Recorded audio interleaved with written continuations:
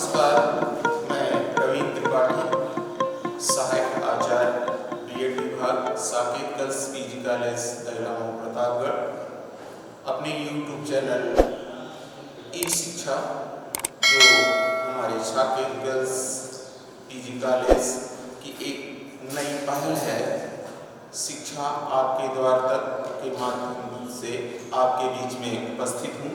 आप लोगों का हार्दिक स्वागत करता हूँ। डियर व्यूअर्स, आज हम लोग समकालीन भारत एवं शिक्षा के अंतर्गत एक महत्वपूर्ण प्रकरण असमानता और हाशियाकरण के बारे में अध्ययन करेंगे। डियर व्यूअर्स, आप लोग ज्ञान की इस अनवरत श्रृंखला से जुड़ने के लिए हमारे YouTube चैनल ई शिक्षा को सब्सक्राइब करना ना भूलें। अब हम अपने टॉपिक की ओर बढ़ते हैं और पुनः मैं एक बार स्मरण दिला दूं कि आज का हमारा टॉपिक है असमानता एवं हाशियाकरण, जो समकालीन भारत और शिक्षा नामक प्रश्न पत्र से जुड़ा हुआ है।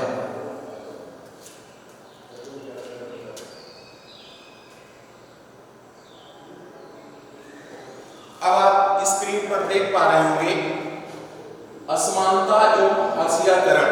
तो सबसे पहले असमानता पर चर्चा की जाए।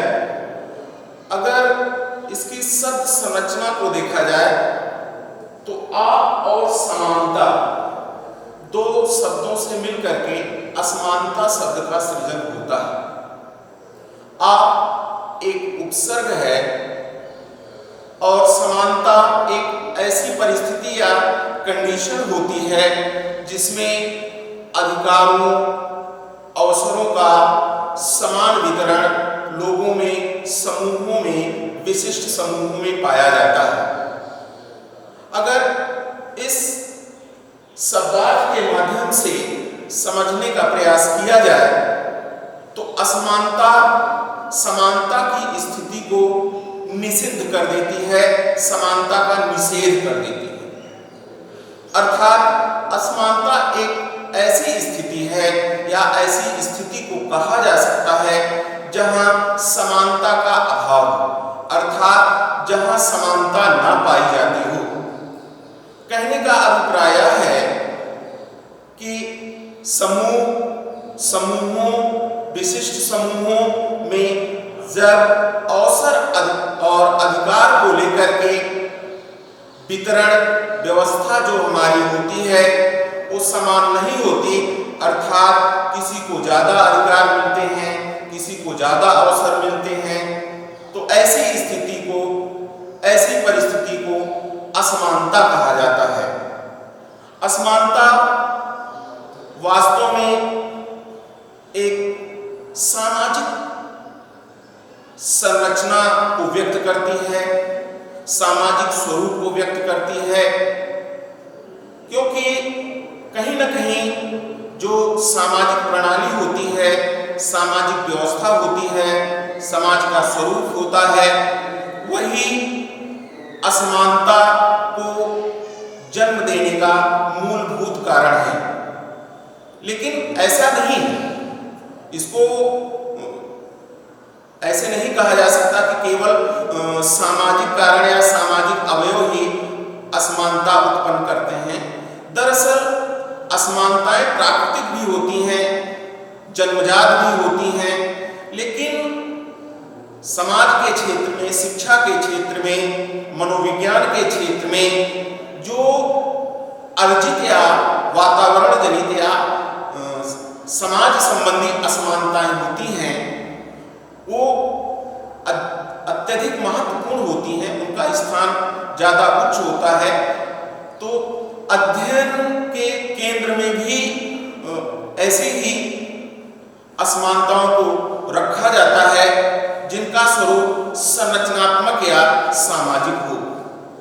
तो सामान्य रूप में या साधारणतः समझने का प्रयास किया जाए, सामान्य शब्दों में कहा जाए, तो असमानता एक ऐसा प्रत्यय है जो व्यक्ति समूहों के मध्य अधिकार और अवसरों के वितरण की व्यवस्था को प्रतिध्वनित करता है और यह बताता है कि व्यक्तियों या समूहों में समान रूप से अवसर या अधिकार उपलब्ध नहीं हो रहे हैं, जिसके कारण व्यक्तियों का समान विकास भी नहीं हो पा रहा है या विकास के समान अवसर भी नहीं उपलब्ध हो पा रहे हैं। आगे बढ़ते हैं। असमानता के साथ ही एक दूसरा प्रकरण हमारा जुड़ा हुआ है, हाशियाकरण। हाशियाकरण का अभिप्राय है कि एक ऐसी सामाजिक व्यवस्था का स्वरूप जिसमें कुछ व्यक्ति या कुछ एक वर्ग अथवा समूह विकास की मुख्य धारा से कटकर अंतिम छोर पर पहुंच चुके हैं, या हाशियाकरण को इस रूप में भी आप समझ सकते हैं कि जो अंतिम पायदान या अंतिम छोर पर व्यक्ति स्थित है, वर्ग स्थित है, समूह स्थित है, उनकी कंडीशन को, उनकी स्थिति परिस्थिति को हाशियाकरण शब्द व्यक्त करता है। हाशियाकरण के माध्यम से हम यह जान एवं समझ सकते हैं कि वह कौन से वर्ग हैं, वो कौन सी जातियां हैं, वो कौन से समूह हैं जो वास्तव में आज भी विकास की मुख्य धारा से कटकर अलग होकर अंतिम पायदान पर निम्न जीवन स्तर जीने के बाध्य हैं। तो असमानता और हाशियाकरण दोनों कोरिलेट है, दोनों अंतर संबंधित हैं। अगर समाज में असमानता अधिक होगी तो निश्चित मान करके चलिए कि बहुत सारे ऐसे लोग, व्यक्ति या समूह होंगे जो मुख्य धारा यानी समाज की मुख्य धारा, राष्ट्र की मुख्य धारा से अलग या विलग होकर के निम्न स्तरीय जीवन यापन करने हेतु बाध्य होंगे, और इन्हीं निम्न स्तरीय जीवन यापन करने वाले को ऊपर उठा करके उनके लिविंग स्टैंडर्ड को, उनके जीवन स्तर को उच्च बना करके समाज की मुख्य धारा से जोड़ करके उनको भी विकास के समान अवसर मिल सके, धनी वर्ग उच्च वर्ग के समतुल्य उनको भी अधिकार अवसर मिल सके, इसी प्रत्यय को या इसी स्थिति को ध्वनित या परिलक्षित करने वाले प्रत्यय को हाशियाकरण कहा जाता है। इसको अगर सार संक्षेप रूप में समझा जाए तो असमानता ही हाशियाकरण को जन्म देती है। अगर समाज में हम कृत्रिम या अप्राकृतिक, अस्वाभाविक या सामाजिक असमानताओं को जितना कम कर देंगे, हाशियाकरण की समस्या स्वतः अर्थात अंतिम पायदान पर जो व्यक्ति है उसके जीवन में निसंदेह सुधार आता चला जाएगा। तो ये तो बात हो गई असमानता एवं हाशियाकरण की। असमानता का सीधा सा अभिप्राय है, एक बार मैं पुनः आपको बता दूं कि असमानता का सीधा सा अभिप्राय है कि व्यक्ति समूह या समूहों में अधिकार या अवसरों का असमान वितरण, अर्थात धनी वर्ग की तुलना में निम्न वर्ग को कम अधिकार मिलना, विकास के कम अवसर मिलना, ये असमानता का सूचक है। अब हम नीचे बढ़ते हैं और इसी टॉपिक से रिलेटेड हमारा जो अगला सब टॉपिक है वो है असमानता के प्रकार।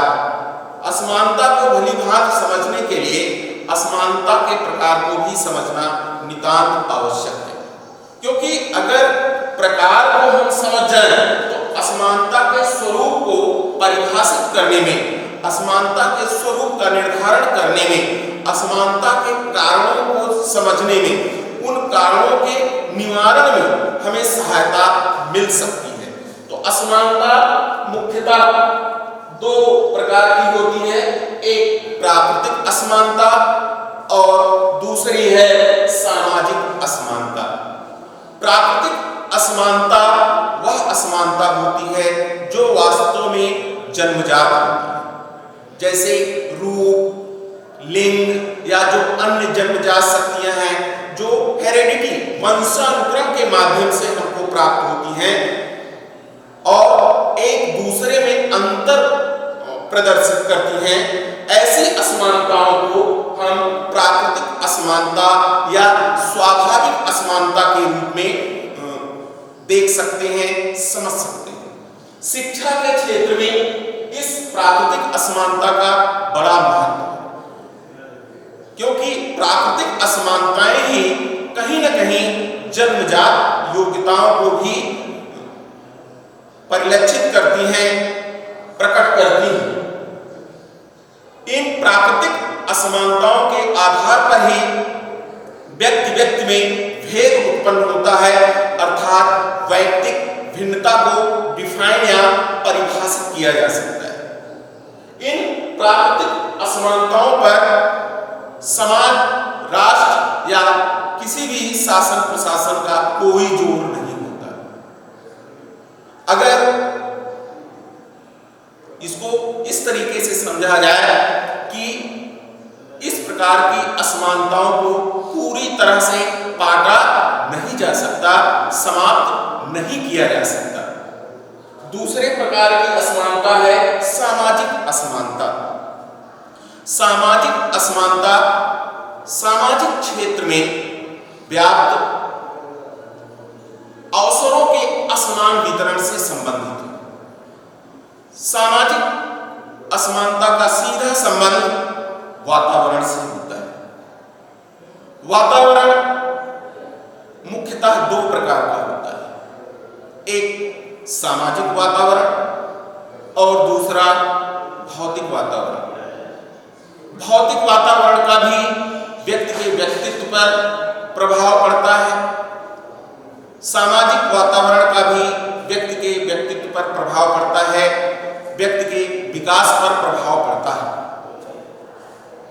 वातावरण को यहाँ या जो सामाजिक असमानता है, अगर उसको हम वातावरण के संदर्भ में समझने का प्रयास करें तो इसमें दोनों प्रकार के वातावरण समाहित हैं, यानी दोनों प्रकार के वातावरण के फलस्वरूप जो असमानताएं, चाहे वो भौतिक वातावरण के द्वारा प्रेरित असमानता हो, सृजित असमानता हो या सामाजिक वातावरण के कारण, दोनों ही सामाजिक असमानता में आ जाती हैं। इसको आप वातावरण जनित असमानता भी कह सकते हैं, इसको आप कृत्रिम असमानता भी कह सकते हैं, इसे आप मानव जनित, समाज जनित, अस्वाभाविक किसी भी नाम से आप इसको पुकार सकते हैं, संबोधित कर सकते हैं।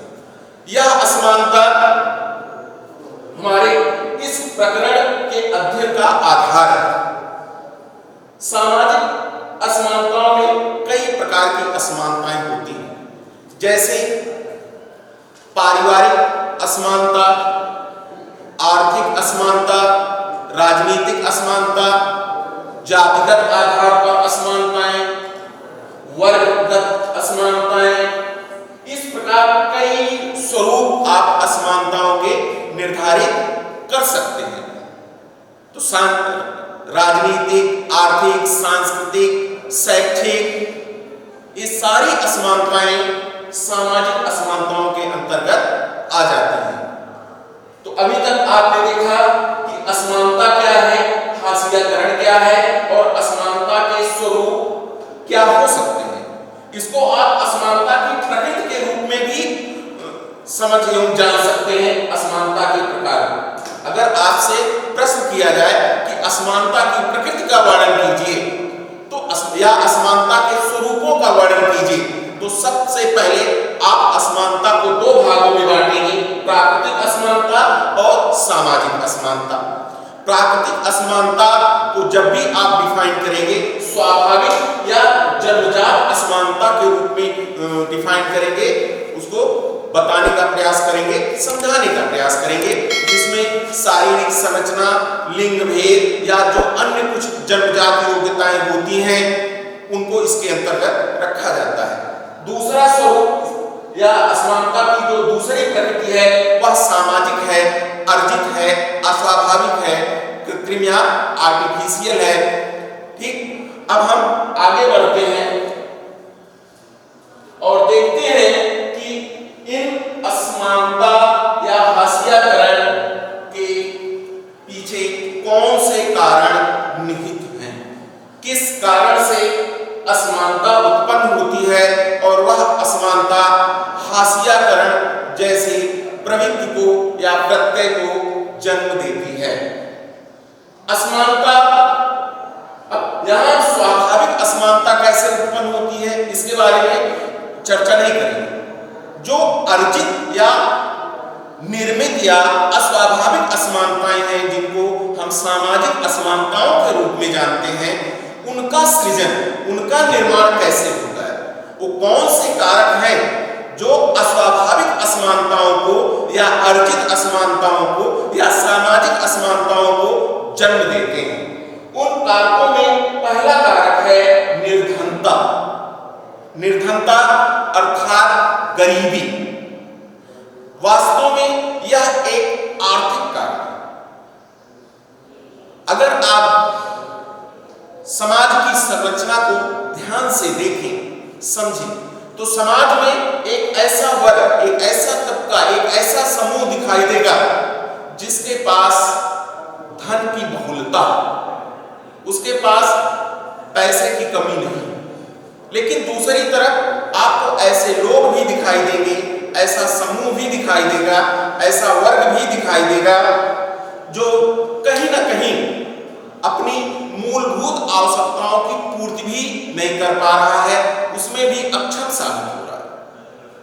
निर्धनता असमानता को कैसे जन्म देती है, इसको समझने के लिए रूसो का एक महत्वपूर्ण स्टेटमेंट है, एक महत्वपूर्ण अभिकथन है कि समाज में किसी व्यक्ति को इतना अधिक अमीर नहीं होना चाहिए कि वह दूसरों को खरीद सके, और दूसरी तरफ किसी व्यक्ति को इतना गरीब या निर्धन नहीं होना चाहिए कि उसे अपने आप को बेचने हेतु विवश होना पड़े। इस अभिकथन के आलोक में आप निर्धनता को समझ सकते हैं।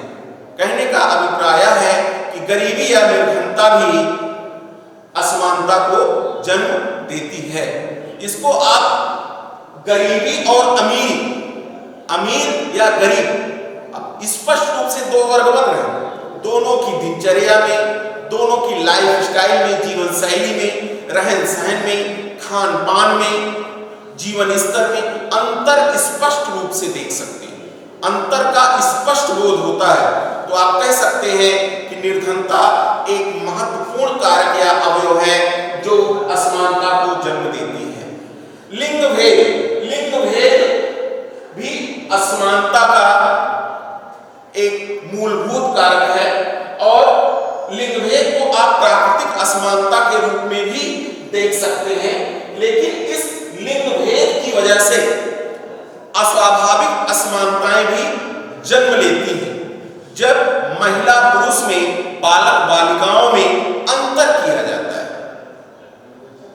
आप परिवार में देखिए, जब बालक होता है उसका लालन पालन पोषण किस भांति किया जाता है, और अगर बालिका है, कन्या है, तब उसका किस तरीके से पालन पोषण किया जाता है।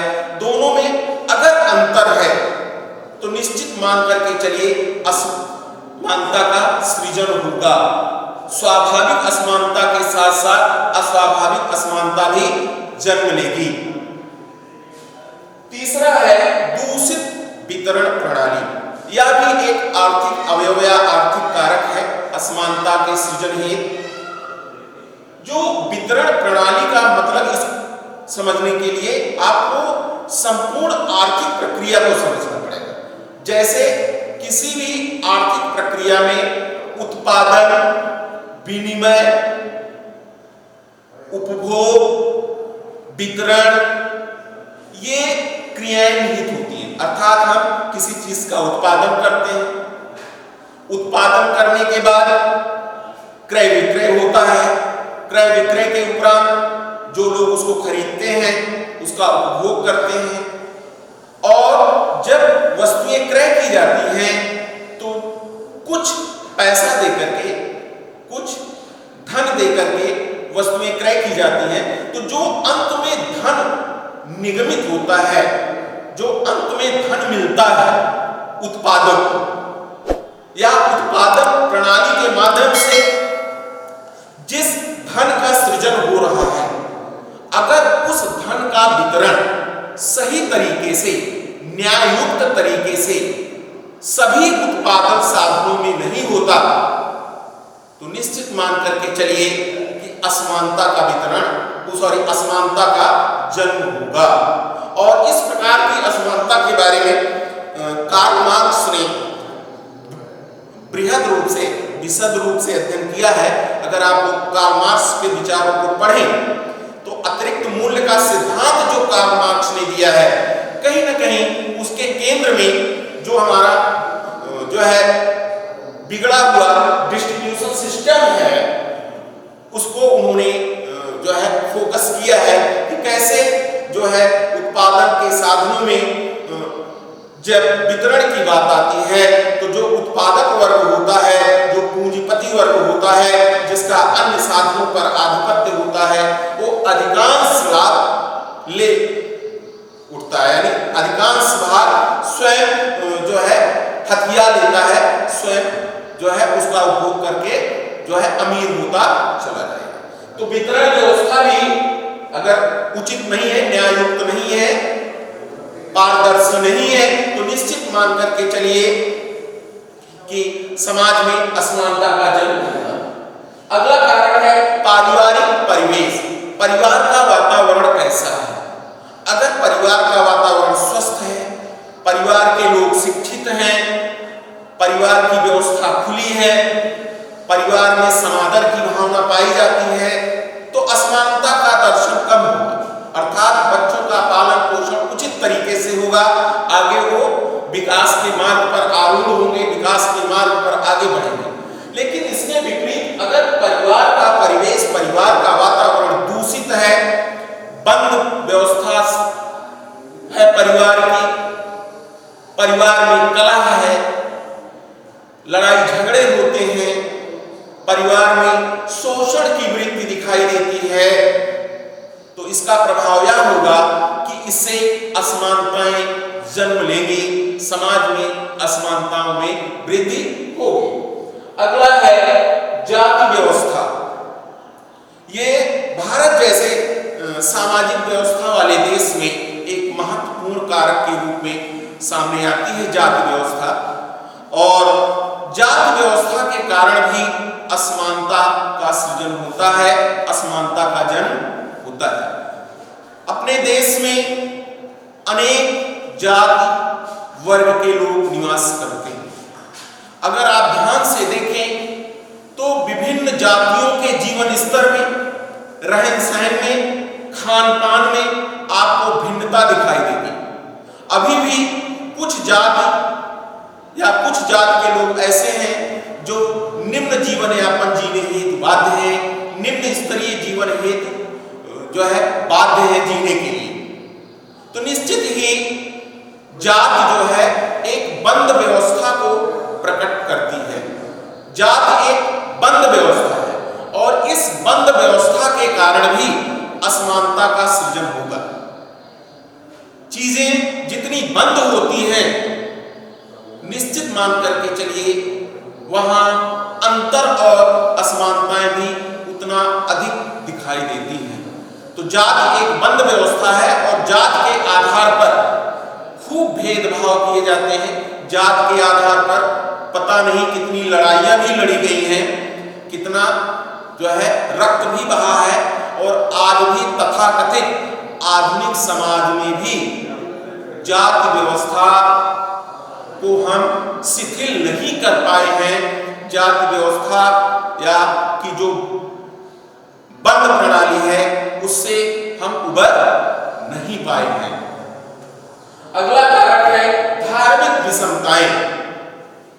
धर्म के आधार पर भी या धार्मिक जीवन प्रणाली के आधार पर भी असमानता के दर्शन होते हैं।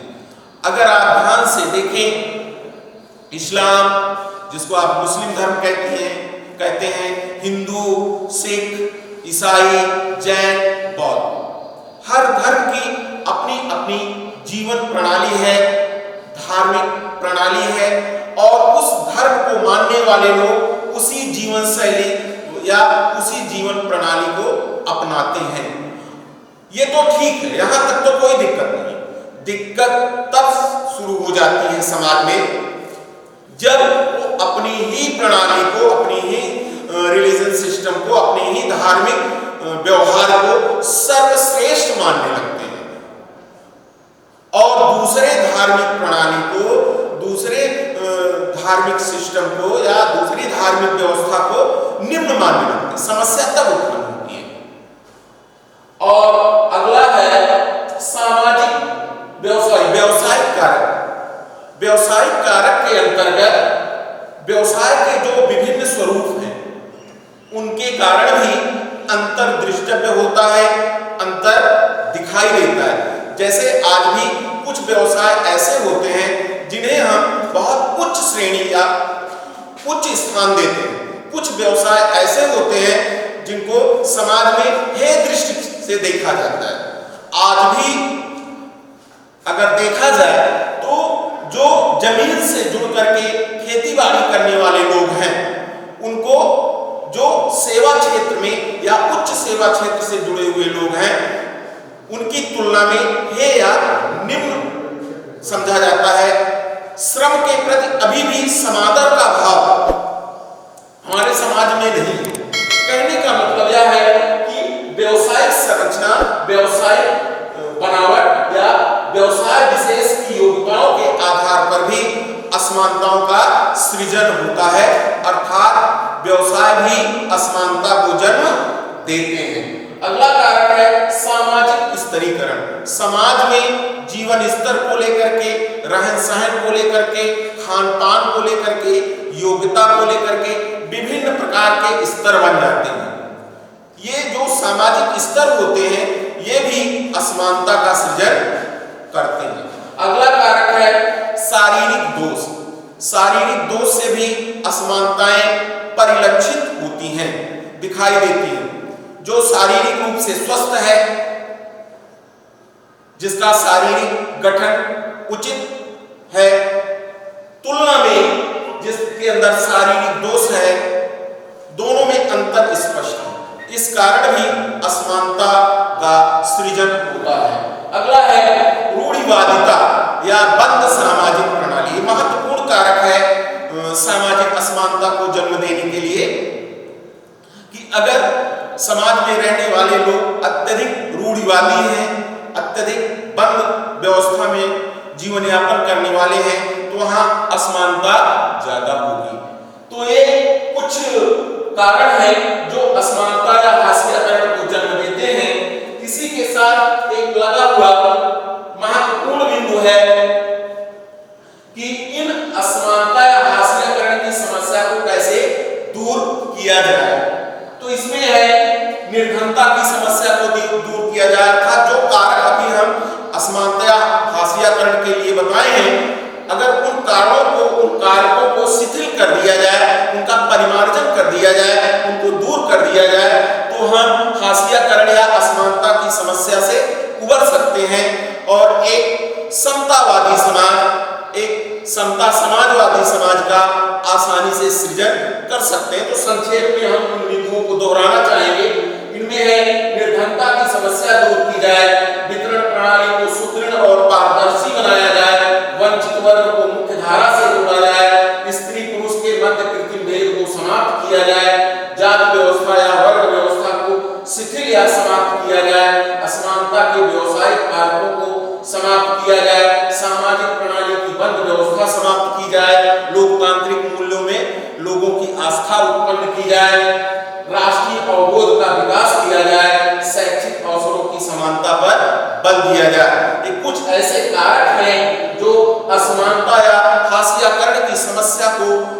करने में हमारा मार्गदर्शन कर सकते हैं, हमारा मार्ग प्रशस्त कर सकते हैं। तो ये कुछ महत्वपूर्ण बिंदु हैं जिनका अध्ययन हम आप लोगों ने किया।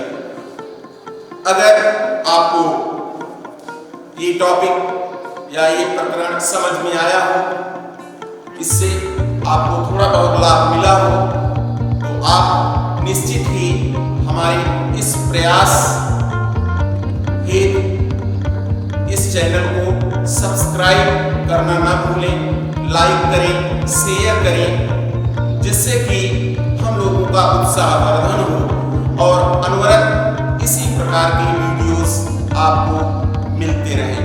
धन्यवाद।